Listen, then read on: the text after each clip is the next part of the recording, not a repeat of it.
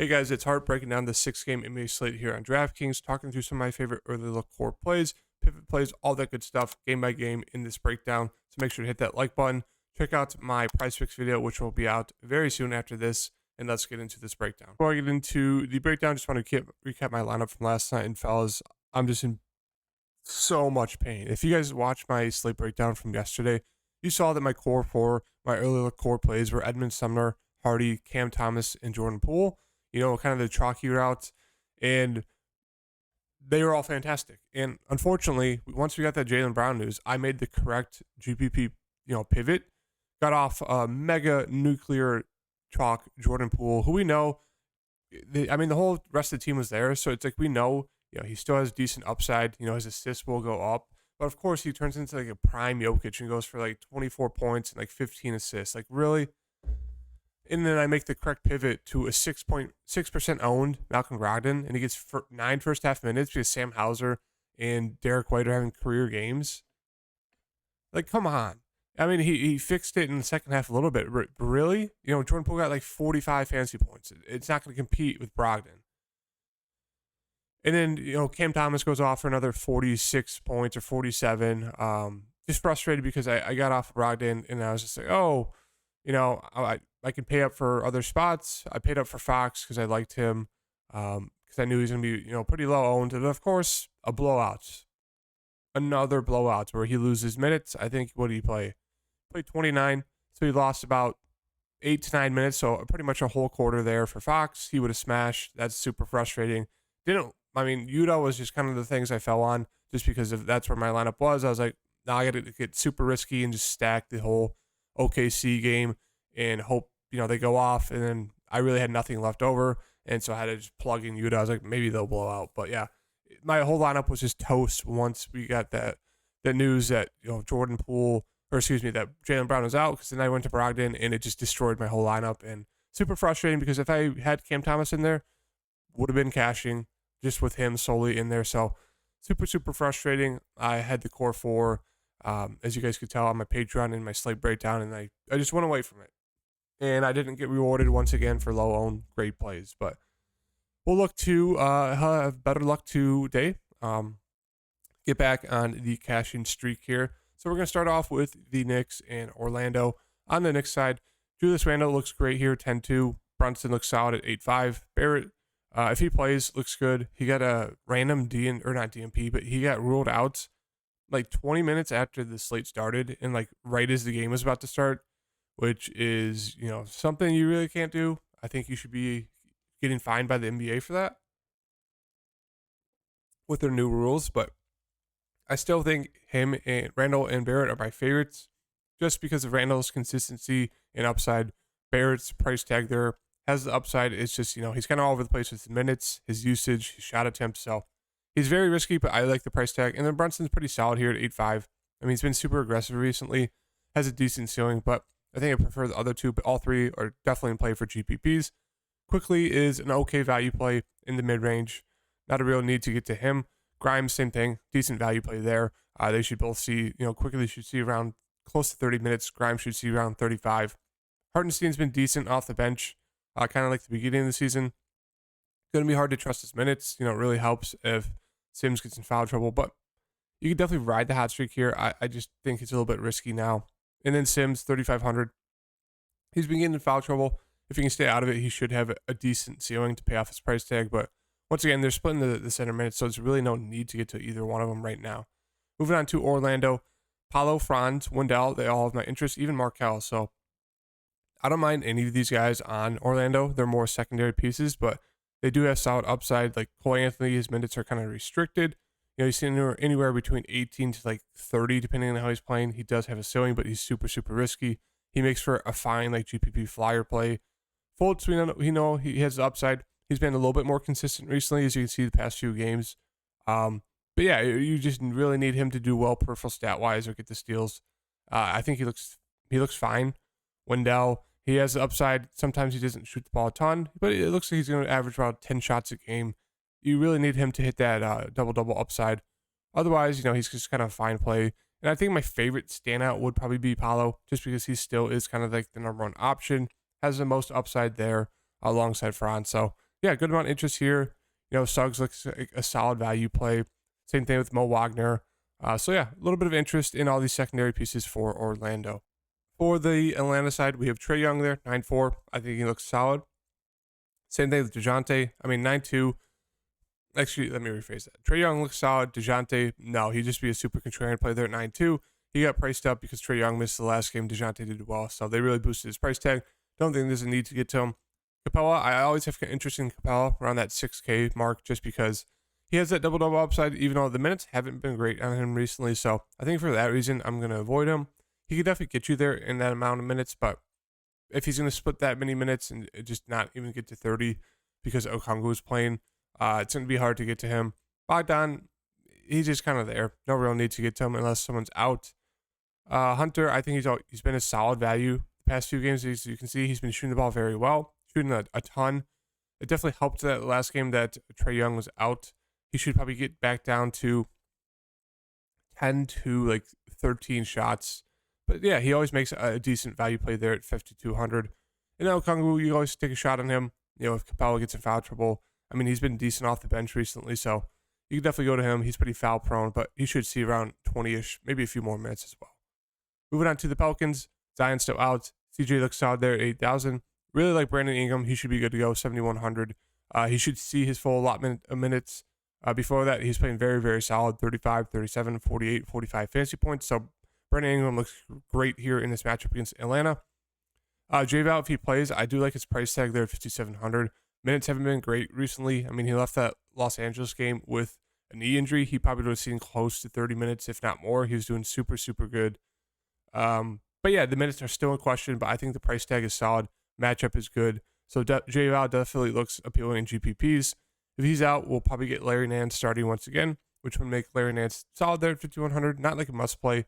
He just looked decent. He'd probably split the minutes with Hernan Gomez, who played 28, smashed, and 50 with a 50 bomb. It did help that the game blew out, so he got some extra minutes there, but he should split between Larry Nance. Probably see 15 to 20 in a normal type game. The wings are fine. There's really no need to get some with Brandon Ingram back, so it's really just CJ, BI as a standouts. J-Val is just more of the contrarian GPP play, and then same thing with Hernan Gomez if if J-Val's out. Moving on to Phoenix, Booker's back, so it kind of ruins the whole usage on this team. With him back, everyone kind of drops back down to normal. So Booker, he's gonna be on a minutes limit. No need to get to him there. Aiden with Booker back, his usage drops a ton, so he looks decent. Not like a must play. I love the matchup. It's just with Booker back, he just takes so much usage. Chris Paul with Booker back, he looks okay, more of a contrarian plays. Bridges is priced up too much. But really, only interest for me is going to be Cam Johnson. Should see maybe close to 30 minutes, depending on if they're going to limit him a mile with that knee injury. I know they're kind of resting him here and there. But yeah, I mean, he's a good shooter. Can definitely get you there. You just hope he gets the minutes and this game stays close. So 5,200, he's probably my favorite play. And that's really it, kind of with their whole starting five back. Moving on to Brooklyn. Obviously, no Kyrie, no KD. Claxton, always a solid spend up option there in the 7K range. As we saw, 46, 47 back-to-back games. So we know he has the upside. He hasn't been shooting the ball a ton, which I don't like. I just don't like because before he was seeing close to 12 shots a game and he had like the 50 bomb ceiling. But, he's been solid. Don't mind him. Ben Simmons should play. I'm assuming he's going to be on a minutes limit. No need to get to him. Royce O'Neal's priced up. I still have interest in Sumner and, Cam Thomas. They should both start once again. Or actually, maybe one of them will be coming off the bench. I'd assume maybe Cam Thomas now that Ben Simmons is back. But we'll wait and see. But once again, I think they're both too cheap here. Cam Thomas is super score independent, but he's been on fire recently.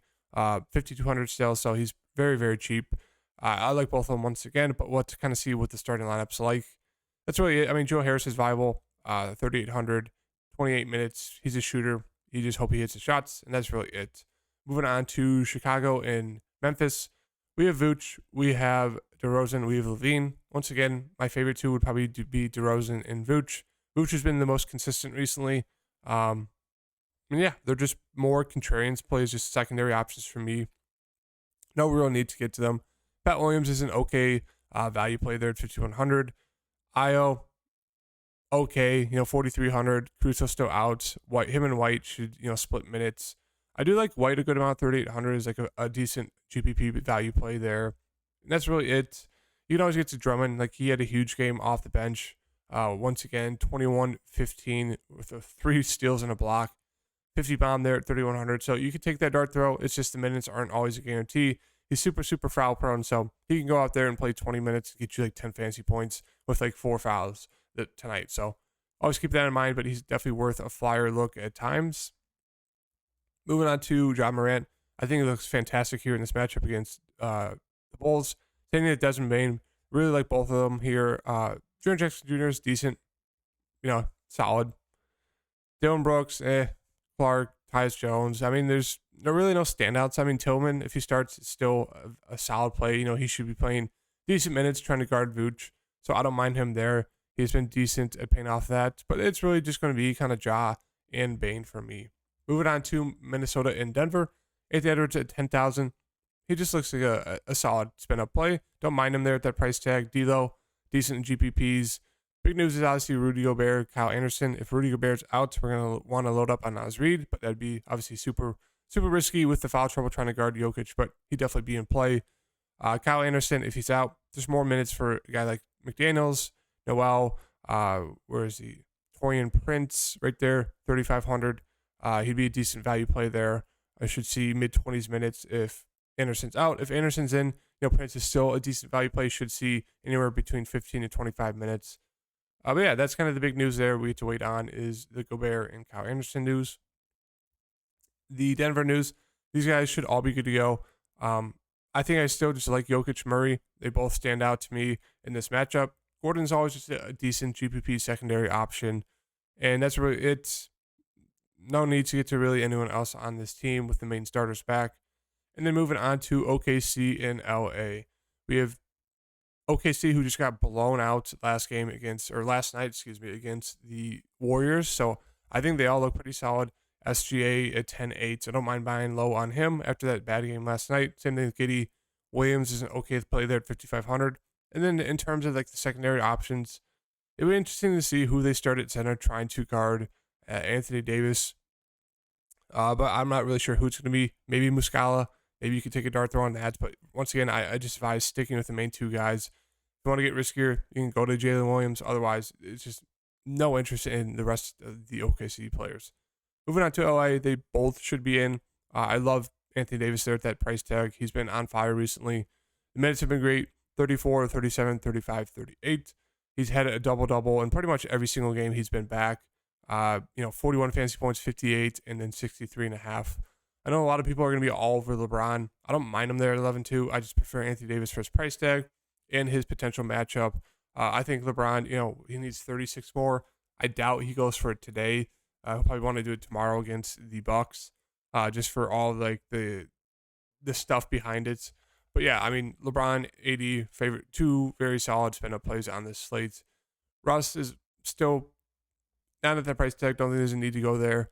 Rest of the team just kind of there. Sure, you could take a shot on Rui. His minutes haven't been great. They've really dropped down the past 2 games, but he's there. And that's really it for me on the Lakers side. Just going to be the main 2. So that's kind of the early look core plays as of right now. Sumner, Thomas, Davis, Ingram. Of course, we have to wait on a bunch of injury news that kind of changes the core plays. But that's what I'm looking at for tonight's games. But make sure to stay updated with me on Twitter at TartDFS and my free Patreon link down below.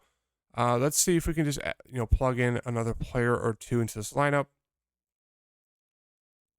Let's see here. Can we fit in Ja? 4,200 left over. Don't know if that's enough with the value we have today. But yeah, I think I'm just going to leave it at this for now. Sumner, Thomas, Davis, Ingram, and then just update it throughout the day on my Twitter and my free Patreon. So make sure to hit that like button. I'll see you guys in the next video. Peace.